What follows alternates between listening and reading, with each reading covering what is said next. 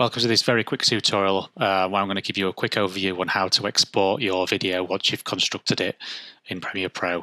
So as you can see, this is the coffee advert that I've been using in this playlist. I just now need to export the final version of it. So the easiest way to do this is just to have your timeline selected. And we can go from there. There are other ways to do this, but this is the easiest and most straightforward way of doing this. So if I were to click File, then Export Media, or Command M. Another way of doing this is quite literally clicking on the Export tab, which is fairly new to Premiere Pro. We will basically select the file name that I want it to be exported as, so coffee ad, where it's going to be located when it downloads, so it's going to be my editing project on my desktop. I'm going to leave it as a H.264 codec. This will make it as an MP4 video.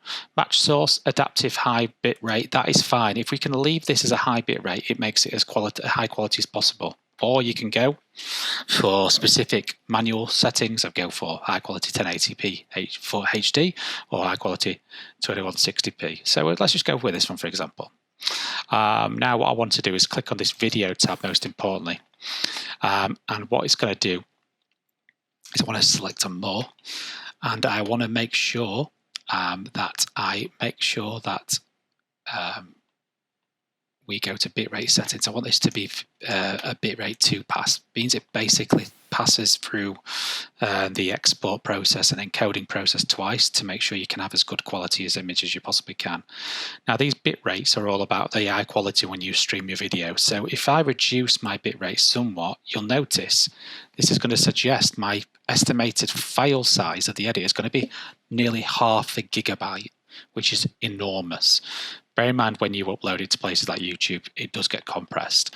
So if I reduce my target bitrate, it does actually, because there's not a lot of dynamic movement in this video clip, it will reduce my estimated file size. So my target bitrate will always be around 60, which is still a high bitrate for video, especially for this use. And my maximum bitrate, I'm going to go for 70. That's reduced my estimated file size to 340 megabytes. So I'm happy with that. So if I click less, audio, just going to make sure that I'm using this AAC format. Basically, for the most part, all of this should be very, very simple and straightforward. Now, you can automatically export it to YouTube and link your work to a particular YouTube channel, which is quite helpful. You put your description, just click export, and it does it for you. You even go as far as adding the thumbnail here. There, look. I'm not going to do this in this case. I'm just going to download it as a media file. Once I'm happy with it, all I need to do is click export. Or I can alternatively send it to Adobe Media Encoder, which is basically just an encoding program, meaning you can continue to use Premiere Pro whilst it exports. Notice that the range here says entire source. We want to make sure that that is how it is, entire source area, which basically means it takes all of the video clips from the first video clip to the end video clip on your timeline. If I were to go back to edit to show you this, it's basically the entire source is here. Alternatively, I could do an in point on the timeline itself and go to the end and do out point on the timeline itself. When I go and export, obviously I've lost some of these settings now. I can select range source in and out instead. That could be an option if you just wanted to export a particular sequence just to test the footage or something. Let's go back here, coffee ad. I'll just leave it at custom this time, which is basically what I'd set up last time. And I'm just going to click export.